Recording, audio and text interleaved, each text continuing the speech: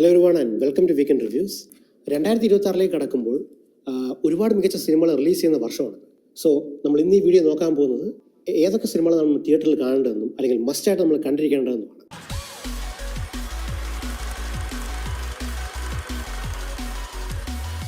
ജനുവരിയിൽ ഒരു സ്ലോ സ്റ്റാർട്ടാണ്. അതുകൊണ്ട് തന്നെ ഒരുപാട് സിനിമകളൊന്നും റിലീസ് ചെയ്യുന്നില്ല. പ്രധാനപ്പെട്ട ഒരു റിലീസ് ഉണ്ടായിരുന്നത് 28 Years Laterൻ്റെ ഒരു സെക്കൻഡ് പാർട്ടായിട്ട് കഴിഞ്ഞ ആഴ്ച റിലീസ് ചെയ്ത ബോൺ ടെമ്പിളാണ്. ആ സിനിമയുടെ റിവ്യൂ ഞാൻ ചാനൽ ഇട്ടിട്ടുണ്ട്, താല്പര്യമുള്ളവർക്ക് കണ്ടു നോക്കാം. നിങ്ങൾക്ക് 28 Years Later ഇഷ്ടപ്പെട്ടെങ്കിൽ ഡെഫിനറ്റ്ലി ഈ സിനിമയും കണ്ടു നോക്കണം. കാരണം അടുത്ത പാർട്ടിലേക്ക് ലീഡ് ചെയ്യുന്ന വളരെ എക്സൈറ്റിംഗ് ആയിട്ടൊരു പോയിന്റിലാണ് ആ സിനിമ അവസാനിക്കുന്നത്. ഇനി നമ്മൾ ഫെബ്രുവരിയിലേക്ക് കടക്കുകയാണെങ്കിൽ ഫെബ്രുവരി ഫസ്റ്റ് വീക്കിന് റിലീസ് ചെയ്യുന്ന ഒരു പീരിയഡ് ഡ്രാമ സിനിമയാണ് wuthering heights. wuthering heights ഞാൻ കോളേജിൽ പണ്ട് പഠിച്ച ഒരു നോവലായിരുന്നു. പക്ഷേ ഇവിടെ ട്രെയിലർ കണ്ടപ്പോൾ എനിക്ക് പെട്ടെന്ന് ഫീൽ ചെയ്ത് ഇതേതോ 50 Shades of Greyൻ്റെ ഒരു വേറൊരു പീരിയഡ് എഡിഷൻ പോലെയാണ് ഫീൽ ചെയ്തത്. എന്നാലും മാർഗരറ്റ് റോബിയും പിന്നെ ജേക്കബ് എല്ലാഡിയോ പോലുള്ള ആക്ടേഴ്സാണ് ഇതിനകത്ത് വരുന്നത്. സോ അതുകൊണ്ട് തന്നെ ഭയങ്കര എക്സ്പെക്ടേഷൻ ഉണ്ട് ഈ സിനിമയെക്കുറിച്ച്. wuthering heights റിലീസ് ചെയ്യുന്നത് ഫെബ്രുവരി 6 മാർച്ച് മാസത്തിൽ പ്രധാനമായിട്ടും 2 റിലീസുകളാണ് ഉള്ളത്. അതിലെ ആദ്യത്തേത് ദ ബ്രൈഡ് എന്ന സിനിമയാണ്. എല്ലാവരുടെയും ഫാൻ ഫേവറേറ്റ് ആയിട്ടുള്ള ക്രിസ്ത്യൻ ബെയിൽ, അതിനോടൊപ്പം തന്നെ ജെയ്ക്ക് ജില്ലൻഹോളും പിന്നെ പെനിലോപ്പി ക്രൂസും പ്രധാന വേഷത്തിൽ വരുന്ന സിനിമയാണിത്. മേരി ഷെല്ലിയുടെ ഫ്രാങ്കൻസ്റ്റൈൻ എന്ന നോവലിന്റെ ഒരു അഡാപ്റ്റേഷനാണിത്. ഫ്രാങ്കൻസ്റ്റൈൻ നോവലിന്റെ സിനിമ കഴിഞ്ഞ വർഷം എന്നല്ല, പലപ്പോഴും പല വർഷങ്ങളായിട്ട് അങ്ങനെ വന്നിട്ടുണ്ട്. ഇതും മറ്റൊരു അഡാപ്റ്റേഷനാണ് ആ നോവലിന്റെ. അടുത്ത മാർച്ച് റിലീസാണ് റയാൻ ഗോസ്ലിംഗ് പ്രധാന വേഷത്തിൽ വരുന്ന സയൻസ് ഫിക്ഷൻ സിനിമയായിട്ടുള്ള Project Hail Mary. Project Hail Mary ഒരു ഗംഭീര വർക്കാണ്. ദ മാർഷ്യൻസ് എന്നുള്ള നോവൽ എഴുതിയ അതേ റൈറ്ററിന്റെ തന്നെ വർക്കാണ്. ഭൂമിയെ രക്ഷിക്കാൻ വേണ്ടി ഒരു ആസ്ട്രോനോട്ട് സ്പേസിലേക്ക് യാത്ര തിരിക്കുന്നതും അയാൾക്ക് അവിടെ വെച്ച് നേരിടേണ്ടി വരുന്ന സിറ്റുവേഷൻസിനെയും അതിനെ ടാക്കിൾ ചെയ്യാൻ ശ്രമിക്കുന്നതും ഒക്കെയാണ് ഇവിടെ പറയുന്നത്. പ്രോജക്ട് ഹെയിൽ മേരി റിലീസ് ചെയ്യുന്നത് മാർച്ച് 20 ഇനി ഏപ്രിൽ മാസത്തിലേക്ക് വരികയാണെങ്കിൽ ആദ്യത്തെ റിലീസാണ് സൂപ്പർ മാരിയോ ഗാലക്സി സിനിമ. 2023 ഏറ്റവും വലിയ ഹിറ്റുകൾ ഒന്നായിരുന്നു super Mario cinema. Target audience കുട്ടികളാണെങ്കിലും എല്ലാത്തരം ഓഡിയൻസും പോയി കണ്ട് വിജയിപ്പിച്ചൊരു സിനിമയായിരുന്നു ഇത്. അതുകൊണ്ട് തന്നെ ഈ സീക്വൽ വരുമ്പോൾ അത്രയേറെ എക്സ്പെക്ടേഷനും ഉണ്ട്. Super Mario Bros galaxy movie release ചെയ്യുന്നത് ഏപ്രിൽ 3 2020 സ്ലീപ്പർ ഹിറ്റ് ആയിരുന്നു റെഡി ഓർ നോട്ട് എന്ന സർവൈവൽ ഹൊറർ സിനിമ. ആ സിനിമയ്ക്ക് ഒരു സെക്കൻഡ് പാർട്ട് ഏപ്രിൽ റിലീസ് ചെയ്യുന്നുണ്ട്. പേഴ്സണലി എനിക്ക് അതൊരു സെക്കൻഡ് പാർട്ട് ആവശ്യമില്ലാത്തൊരു സിനിമയായിട്ടാണ് ഫീൽ ചെയ്തത്. പക്ഷേ എന്നിരുന്നാലും ഹോളിവുഡാണ്, സോ എന്തായാലും ഒരു സെക്കൻഡ് പാർട്ട് അവർ അനൗൺസ് ചെയ്യും. സോ അതിനൊരു second part ready or not here I come എന്ന പേരിൽ റിലീസ് ചെയ്യുന്നുണ്ട്. ഈ വർഷത്തെ ഏറ്റവും വലിയ റിലീസുകളിലൊന്ന് ഏപ്രിലാണ്. അത് മൈക്കിൾ ജാക്സന്റെ ബയോപിക്കാണ്. മൈക്കിൾ ജാക്സന്റെ ബയോപിക് ആയതുകൊണ്ട് തന്നെ എങ്ങനെ പോയാലും അത് 1 ബില്യൺ അടിക്കാൻ ചാൻസ് ഉള്ള ഒരു സിനിമയാണ്. മാത്രമല്ല ആന്റോൺ ഫൂക്കോ എന്ന വളരെ മികച്ചൊരു ഡയറക്റ്റ് ചെയ്ത സിനിമയാണ്. IMAX റിലീസ് ഉള്ളതുകൊണ്ട് തന്നെ ഒരു മിനി കൺസേർട്ട് നമുക്ക് തിയേറ്ററിൽ കിട്ടാൻ ചാൻസ് ഉണ്ട്. അതുകൊണ്ട് തന്നെ ഈ വർഷത്തെ ഏറ്റവും ഹൈപ്പ് സിനിമകളിലൊന്നാണ് മൈക്കിൾ റിലീസ് ചെയ്യുന്നത് ഏപ്രിൽ 24 ഈ മെയ് ജൂൺ മാസങ്ങളോടുകൂടി ഈ ഹോളിവുഡിൽ സമ്മർ ബ്ലോക്ക് ബസ്റ്റർ സിനിമകളുടെ ഒരു വരവാണ്. മെയ്യിൽ 3 സിനിമകൾ റിലീസ് ചെയ്യുന്നുണ്ട്. ഹോളിവുഡിൻ്റെ സ്ഥിരം പരിപാടി പോലെ അൺനെസസറി ആയിട്ടുള്ള സീക്വലുകൾ തന്നെയാണ് ഈ 3 സിനിമകൾ. ആദ്യത്തേത് 20 വർഷം മുമ്പ് റിലീസ് ചെയ്ത ഒരു കൾട്ട് സ്റ്റാറ്റസ് കിട്ടിയ സിനിമയായിട്ടുള്ള ഡെവിൾ വേഴ്സ് പ്രാഡ എന്ന സിനിമയുടെ ഒരു സെക്കൻഡ് പാർട്ടാണ്. ഫാഷൻ ഇൻഡസ്ട്രിയുടെ പശ്ചാത്തലത്തിൽ കഥ പറഞ്ഞ ആ സിനിമയിൽ ആൻ ഹാത്വേ, മെർലിൻ സ്ട്രീപ്പ് പിന്നെ എമിലി ബ്ലണ്ട് എന്നിവരായിരുന്നു പ്രധാന വേഷത്തിൽ വന്നത്. ഈ പുതിയ സിനിമയിൽ അവരെല്ലാവരും തിരിച്ചു വരുന്നുണ്ട്.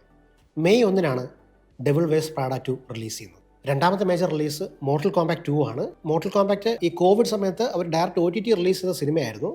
പേഴ്സണലി എനിക്കൊരു ആവറേജ് സിനിമയായിട്ടാണ് അത് ഫീൽ ചെയ്തത്. പക്ഷെ എങ്ങനെ നോക്കിയാലും പണ്ടത്തെ മോർട്ടൽ കോമ്പാക്ട് സിനിമയേക്കാൾ ഭേദമാണ്.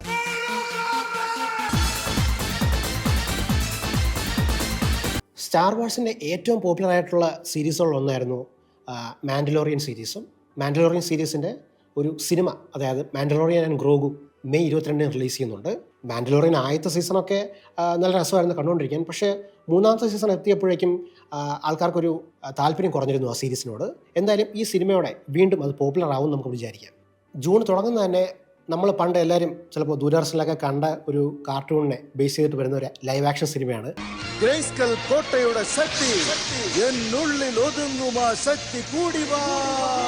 ഹീമാൻ. സിനിമയുടെ ഒരു ലൈവ് ആക്ഷൻ വരുന്നുണ്ട്, മാസ്റ്റേഴ്സ് ഓഫ് ദ യൂണിവേഴ്സ് എന്ന് പറഞ്ഞിട്ട്. ദാറ്റ്സ് റൈറ്റ്, എനിക്ക് അത്രയും പ്രായമുണ്ട്, പുരാവസ്തുവാണ്, കണ്ട ചിലപ്പോൾ പറയില്ലെങ്കിൽ.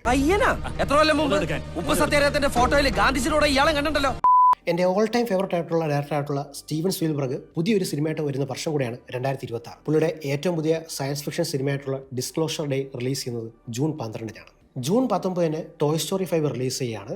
എനിക്ക് തോന്നുന്നു ഏറ്റവും കൂടുതൽ കാലം നീണ്ടുനിന്ന ഒരു ആനിമേറ്റഡ് ഫ്രാഞ്ചൈസ് ചിലപ്പോൾ അതായിരിക്കും. ടോയ് സ്റ്റോറി 4 എനിക്കൊരു ഓക്കെ ഫീലാണ് കിട്ടിയത്. സത്യം പറഞ്ഞാൽ ആദ്യത്തെ 3 സിനിമകൾ തന്ന ഒരു ഹൈ ഫോർത്ത് പാർട്ട് കണ്ടപ്പോൾ കിട്ടിയിരുന്നില്ല. അതുകൊണ്ട് തന്നെ ഫിഫ്ത്ത് പാർട്ടിലും വലിയ പ്രതീക്ഷയൊന്നുമില്ല. എന്നാലും ഡെഫിനറ്റ്ലി അത് മിസ് ചെയ്യില്ല.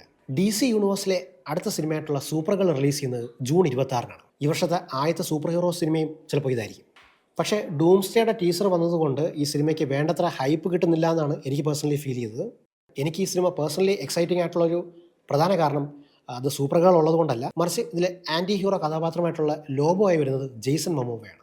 ഒരു കംപ്ലീറ്റ് സ്പേസ് അഡ്വഞ്ചർ സിനിമ ആയതുകൊണ്ട് നല്ലൊരു തിയേറ്റർ എക്സ്പീരിയൻസും കിട്ടാൻ ചാൻസ് ഉള്ള ഒരു സിനിമയായിരിക്കും ചിലപ്പോൾ സൂപ്പർ ഗേൾ.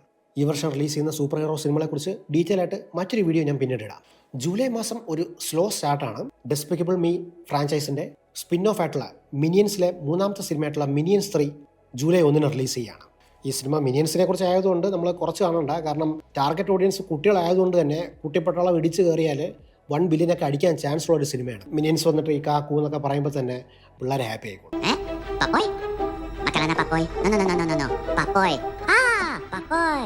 ഡിസ്നിയുടെ ആനിമേറ്റഡ് സിനിമയായിട്ടുള്ള മൊവാനയുടെ ലൈവ് ആക്ഷൻ റീമേക്ക് ജൂലൈ 10-നാണ് റിലീസ് ചെയ്യുന്നത്.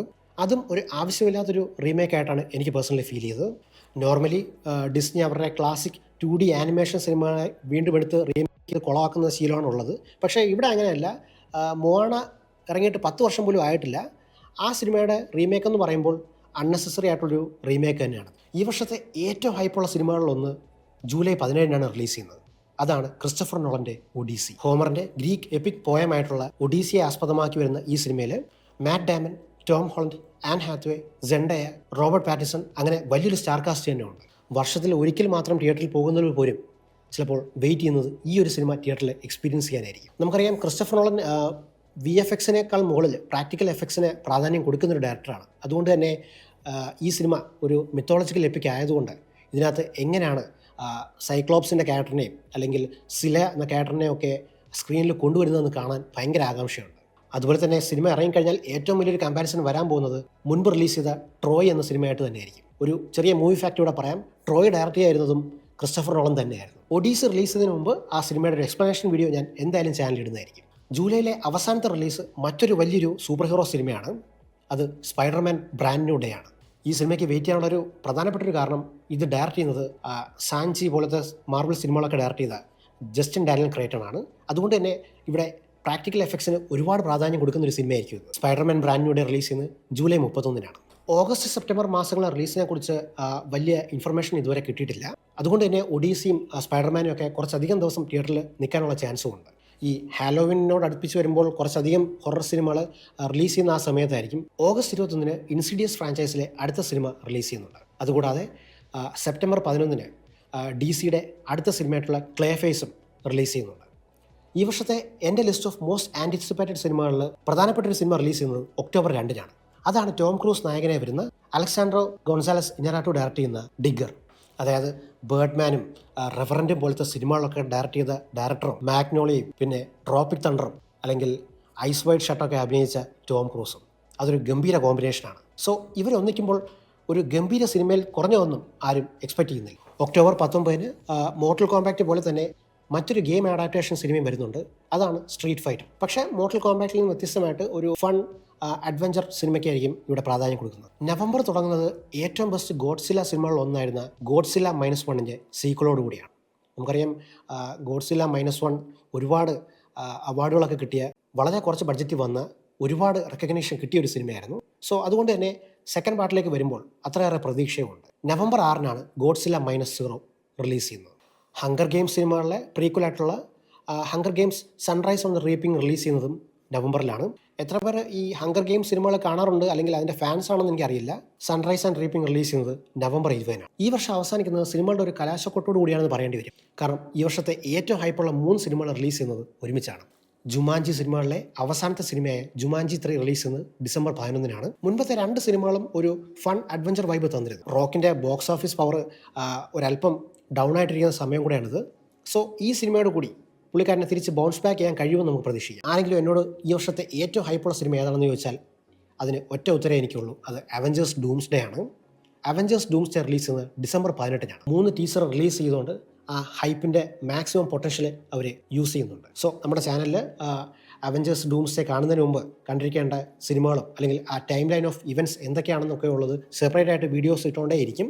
അത് നിങ്ങൾ എന്തായാലും മിസ് ചെയ്യരുത്. ഈ ഡൂംസ്ഡേയോട് മത്സരിക്കാൻ വേണ്ടി വാർണർ ബ്രദേഴ്സ് എത്തുന്നത് ഡിസംബർ 25 അവരുടെ ഡ്യൂൺ സിനിമയുമായിട്ടാണ്.